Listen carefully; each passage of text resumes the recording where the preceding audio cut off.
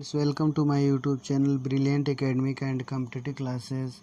तो आज हम पढ़ाने वाले हैं कक्षा 10 की गणित और प्रश्नावली 1.1। तो आइए शुरू करते हैं प्रश्नावली 1.1 का फर्स्ट क्वेश्चन। जैसा कि आप प्रश्न देख पा रहे हैं, निम्नलिखित संख्याओं का HCF ज्ञात करने के लिए यूक्लिड विभाजन एल्गोरिथ्म का प्रयोग कीजिए। ठीक, 135 और 225।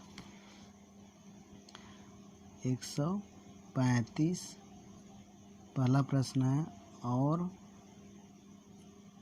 225। ठीक, तो देखिए इसमें हम भाग की क्रिया कर लेते हैं ताकि जो है यूक्लिड प्रमेयिका का प्रयोग करने में आसानी हो। तो देखिए 135 छोटा नंबर है, उससे भाग दे दीजिए 225 में। ठीक, 135 एकम 135 और यहाँ पे क्या मिला हमें 0, 12 में से 3 घटाएंगे 9 और फिर 90 135 में भाग दे दीजिए 90 एकम 90 और यहाँ पे 45 बचा, 45 से भाग देंगे 90 में तो आपका 45 दूनी 90। देखिए कैसे किया गया है। पहले 135 छोटे नंबर से जो है भाग देंगे बड़े नंबर में, तो ये आपका भाजक हो गया, ये भाज्य। भाग देने पे एक शेषफल आया, भागफल आया, एक भागफल और 90 शेषफल आ गया। ठीक, तो अब जो शेषफल आया अब उससे भाग देंगे और किसमें, जो पहले भाजक था। ठीक, अब वो यहाँ पे क्या हो जाएगा, भाज्य हो जाएगा।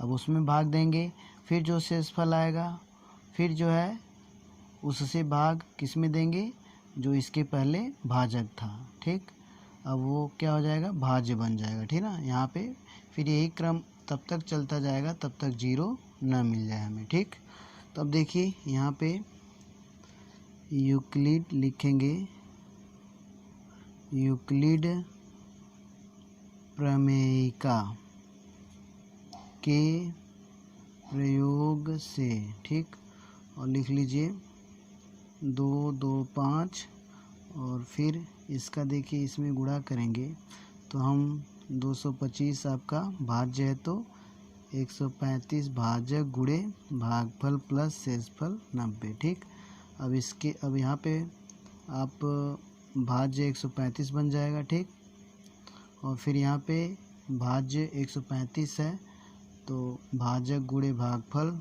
90 गुणे 1 और प्लस शेषफल 45। ठीक, फिर जो है भाज्य 90 बन जा रहा है यहाँ पे। ठीक, तो 90 को कैसे एक्सप्लेन करेंगे, 45 गुणे 2, 45 गुणे 2 और प्लस 0। ठीक, जहाँ पे शेषफल 0 आया आपका ये HCF या मास हो जाएगा। ठीक ना, तो बस आपका ये प्रश्न हो गया। ठीक, अब फर्स्ट का सेकंड पार्ट देखते हैं।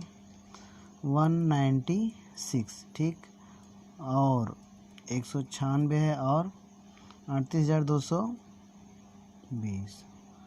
इसमें देखिए छोटा नंबर 196 है तो 196 से भाग दे लीजिए और 38,220। तो यहाँ पर जो है भाग देंगे तो कितना बार जाएगा, पहले एक बार ले जाते हैं 196 बन जा। ठीक, तो देखिए एक बार ले जाइए 6 और 9। ठीक, 196 12 में 6 घटाएंगे 6, यहाँ पे कितना बचा 17 में से 9 घटाएंगे 8 और 2 में से 1 घटाएंगे 1, है ना। 12 में से 6 घटाएं 6 और यहाँ पे हासिल लिए थे तो 17 में से 9 घटाएं 8 और फिर 2 में से घटाएं 1। अब देखिए यहाँ पे भी भाग नहीं जा रहे तो अब यहाँ पे हम क्या लिखते हैं, 2 उतार लीजिए। ठीक, अब 9 बार ले जाइए। देखिए 9 छक्का 54, 9 9 81 और 5 86, 9 एकम 9 और 8 17। ठीक, 12 में से 4 घटाएंगे 8 और यहाँ पे 15 में से 6 घटाएं 9 और फिर 7 में से 7 घटा दिए, आपके पास इधर कुछ नहीं बचा। ठीक, अब 0 उतार लीजिए। ठीक, अब 5 बार ले जाइए। देखिए 5 छक्का 30, 5 9 45, 46 47 48 के 8 और 5 एकम 5 4 9। ठीक, देखिए यहाँ पे शेषफल बच गया। ठीक, 0। अब यहाँ पे लिखेंगे विभाजन, यूक्लिड प्रमेयिका के प्रयोग से लिख लीजिए। ठीक, यूक्लिड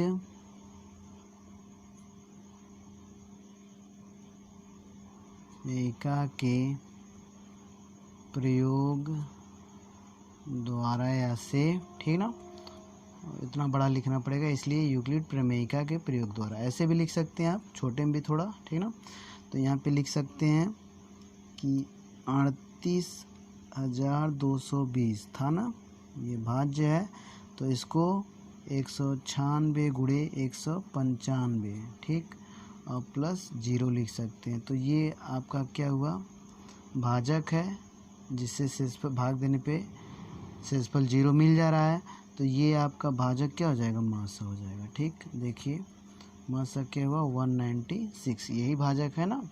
तो भाजक जिससे भाग देने पे लास्ट में तो 0 आ जाए, लेकिन इसमें तो केवल एक ही भाजक है और कहीं शेषफल तो मिला नहीं।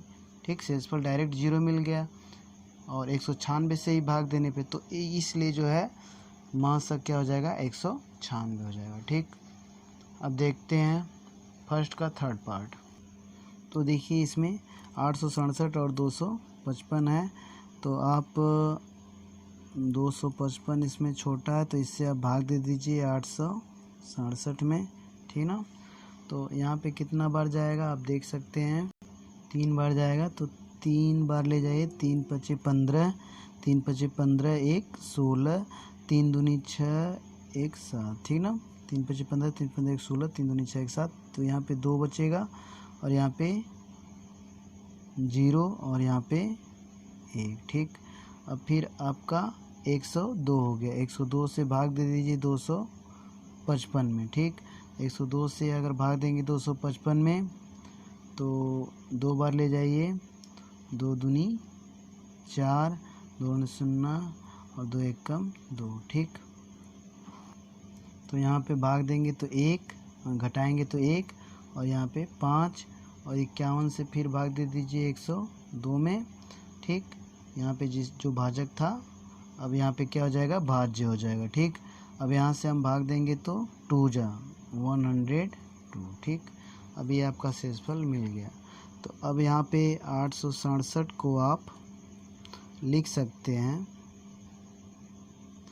भाज्य है तो इसको लिखेंगे 255 गुणे, देखिए ये 255 गुणे 3 और प्लस 102, फिर ये आपका भाज्य हो जाएगा। तो 255 यहाँ पे लिख लीजिएगा यूक्लिड प्रमेयिका के द्वारा, ठीक ना, यूक्लिड प्रमेयिका के द्वारा आप लिख लीजिएगा। यहाँ पे हम छोड़ दे रहे हैं 255 और फिर को डिस्क्राइब करेंगे या बताएंगे तो ऐसे लिख सकते हैं 102 गुणे 2 और प्लस 51। ठीक, अब 102 आपका भाज्य हो जाएगा 102। ठीक, 102 को लिखेंगे 51 गुणे 2 और प्लस 0। ठीक, ये आपका मास हो गया।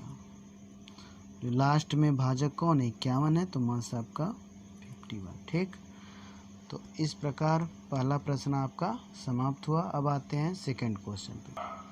देखिए सेकंड प्रश्न आप देख पा रहे हैं, दर्शाए कि कोई भी धनात्मक विषम पूर्णांक 6q + 1, 6q + 3 या 6q + 5 के रूप का होता है जहां q कोई पूर्णांक है, ठीक ना।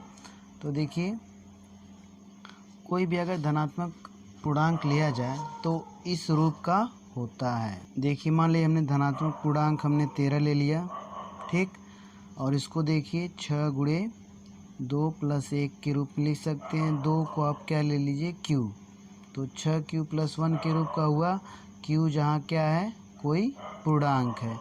इस तरह जो आप कोई भी धनात्मक विषम पूर्णांक होगा, ठीक ना, कोई भी धनात्मक विषम पूर्णांक होगा आप उसको 6q + 1 या 6 क्यूब प्लस 3, ठीक, और 6 क्यूब प्लस 3 और 6 क्यूब प्लस 5, ठीक, के रूप का ही होगा वो, ठीक। इन्हीं 3 रूपों का होगा। कोई भी धनात्मक विषम पूर्णांक है तो इन्हीं 3 रूपों का होगा। जैसे आप 15 ले लीजिए, तो 15 को आप धनात्मक विषम पूर्णांक है, ठीक ना, तो 6 क्यूब प्लस यहाँ पे लिख लीजिए 6 गुणे 2, 6 दूनी 12 और प्लस 3।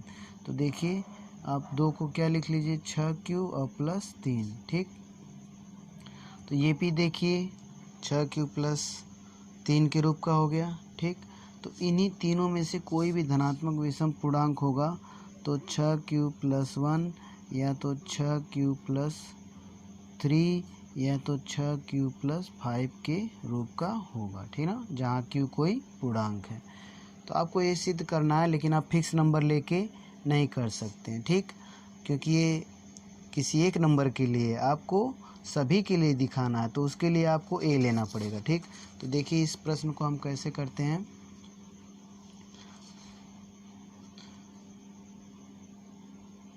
माना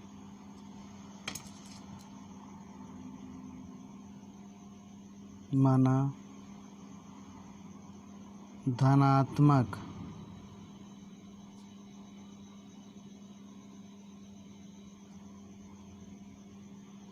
पूर्णांक ए है, ठीक ना,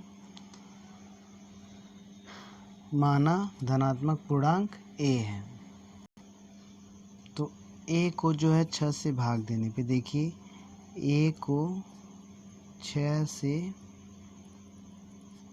भाग देने पर, ठीक ना, भागफल हमें भागफल क्यू तथा शेषफल आर मिलता है, ठीक ना। तो देखिए अगर भागफल क्यू मिलेगा और शेषफल आर मिलेगा तो आर की कंडीशन क्या होगी, आर जो होगा हमेशा 0 से बड़ा होगा, ठीक। आर जो है 0 से बड़ा या 0 के इक्वल, या तो जिससे भाग देते हैं उससे छोटा होगा, ठीक ना। तब आप ए बराबर क्या पा सकते हैं, ठीक। पहले कंडीशन में जब शेषफल 0 मिलेगा तो ए बराबर क्या हो जाएगा 6 क्यू हो जाएगा, ठीक। दूसरे कंडीशन में जब आर जो है, देखिए आर यहाँ पे क्या क्या मिल सकता है, 0 मिल सकता है, क्योंकि भाजक से हमेशा क्या होता है, कम ही होता है। भाजक यहाँ पे 6 से भाग दे रहे हैं ए को ना, तो यहाँ पे 0 1 2 3 और 4 5, ठीक।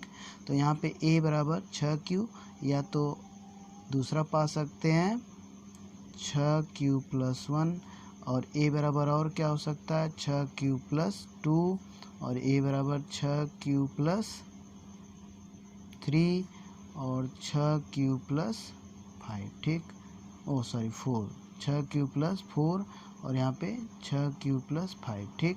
ये आप ये भी हो सकता है, ये भी और ये और ये और ये, ठीक।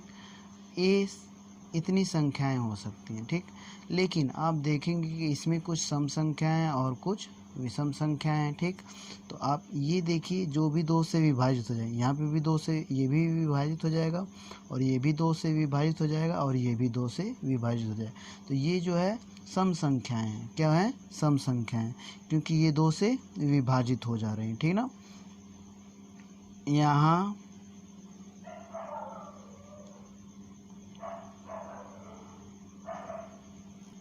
यहाँ 2 से नहीं विभाजित होने वाली संख्या 6 क्यू प्लस 1, 6 क्यू प्लस 3 और 6 क्यू प्लस 5 हैं, और ये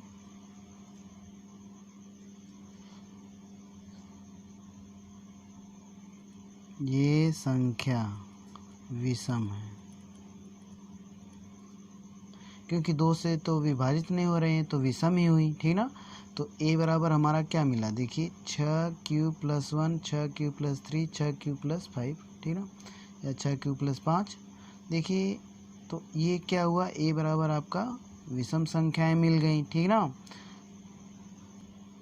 तो हम कह सकते हैं अतः कोई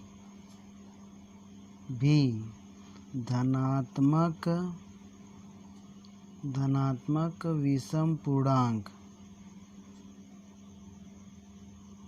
पूर्णांक 6q+1 6q+3 या 6q+5 के रूप का होता है। ठीक, जहाँ q कोई पूर्णांक है। ठीक, तो आपका ये भी प्रश्न सॉल्व हो गया। तो इस वीडियो में केवल 2 प्रश्न ही सॉल्व किया जाएगा। तो thank you for watching my videos.